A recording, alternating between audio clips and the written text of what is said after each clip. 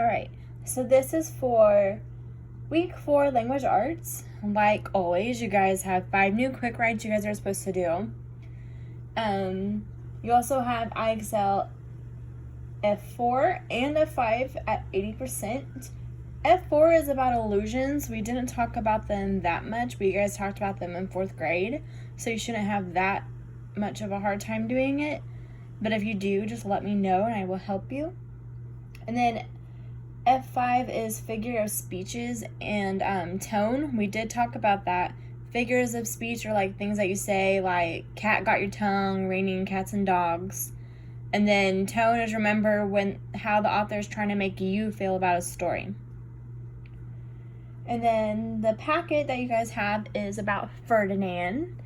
I chose this story because it tells a story about how you don't always have to do what everybody else is doing. I really like that message it's trying to send. So you guys are going to read Ferdinand, and I'll go ahead and read it to you. I had the book, but I left it at school. So I found this, and this is what I actually printed out for you guys. So, The Story of Ferdinand by Munro Leaf, drawings by Robert Larson. Once upon a time in Spain, there was a little bull, and his name was Ferdinand. All the little bulls he lived with would run and jump and butt their heads together, but not Ferdinand. He liked to sit just quietly and smell the flowers. He had a favorite spot out in the pasture under a cork tree. It was his favorite tree, and he would sit in its shade all day and smell the flowers. Sometimes his mother, who was a cow, would worry about him. She was afraid he would be lonesome all by himself. "Why don't you run and play with the other little bulls and skip and butt your head?" she would say. But Ferdinand would shake his head. "I like it better here, where I can sit just quietly and smell the flowers." His mother saw that he was not lonesome, and because she was an understanding mother, even though she was a cow, she let him just sit there and be happy. As the year went by, Ferdinand grew until he was very big and strong. All the other bulls who had grown up with him in the same pasture would fight each other all day. They would butt each other and stick each other with their horns. What they wanted most of all was to be picked to fight at the bull fights in Madrid. But not Ferdinand. He still liked to sit just quietly under the cork tree and smell the flowers. One day, 5 men came in very funny hats to pick the biggest, fastest, roughest bull to fight in the bulls' fight in Madrid. All the other bulls ran around snorting and butting, leaping and jumping so the men would think that they were very strong and fierce and pick them. Ferdinand knew that they wouldn't pick him, and he didn't care. So he went out to his favorite cork tree to sit down. He didn't look where he was sitting, and instead of sitting on the nice cool grass in the shade, he sat on a bumblebee.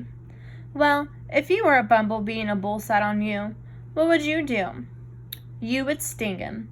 And that is just what this bee did to Ferdinand. Wow! Did it hurt? Ferdinand jumped up with a snort. He ran around puffing and snorting, butting and pawing the ground as if he were crazy. The 5 men saw him, and they all shouted with joy. Here was the largest and fiercest bull of all, just the one for the bulls' fight in Madrid. So they took him away for the bullfight day in a cart. What a day it was! Flags were flying, bands were playing, and the lovely ladies had flowers in their hair. They had a parade into the bull ring. First came the banderillos.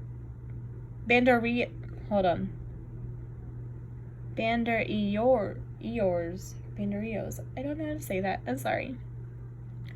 With long short pins with ribbons on them to stick in the bull and make him mad. Next came the picadors, who rode skinny horses, and they had long spears to stick in the bull and make him madder. Then came the matador, the proudest of all. He thought he was very handsome and bowed to the ladies. He had a red cape and a sword, and was supposed to stick the bull last of all. Then came the bull, and you know who that was, don't you? Ferdinand. They called him Ferdinand the Fierce, and all the banderillos were afraid of him, and the picadors were afraid of him, and the matador was scared stiff. Ferdinand ran in the middle of the ring, and everyone shouted and clapped because they thought he was going to fight fiercely and butt and snort and stick his horns around. But not Ferdinand. When he got in the middle of the ring, he saw the flowers and all the lovely ladies' hairs, and he just sat down quietly and smelled. He wouldn't fight and be fierce no matter what they did. He just sat and smelled. And the banderillos were made mad, and the picadors were madder, and the matador was so mad he cried because he couldn't show off with his cape and sword. So they had to take Ferdinand home, and for all I know, he is sitting there still, under his favorite cork tree, smelling the flowers just quietly. He is very happy. Like I said, I picked this story because I like how it shows that you don't have to do what everybody else is doing. You can be who you are. Ferdinand wasn't a fighter. So if you go to the next page in the packet, this is super simple stuff that you should have been doing for a long time. So it's for the title, you're obviously going to put Ferdinand. For who, the characters, you're going to have Ferdinand, the mom cow, and then all the people that were at Madrid, at the bullfights. If you want, you can draw a picture. It's completely up to you. Where and when, it was in Spain, and then the other part was in Madrid, so that was the setting. The plot, what happened, I will let you guys put that. Like I said, you can draw pictures if you want. And then why, what is the theme? What were they trying to tell you? What was the moral of the story, which I have said several times, so you're welcome. And that is it for week 4. I hope you guys are having a good time. Just let me know if you have any questions.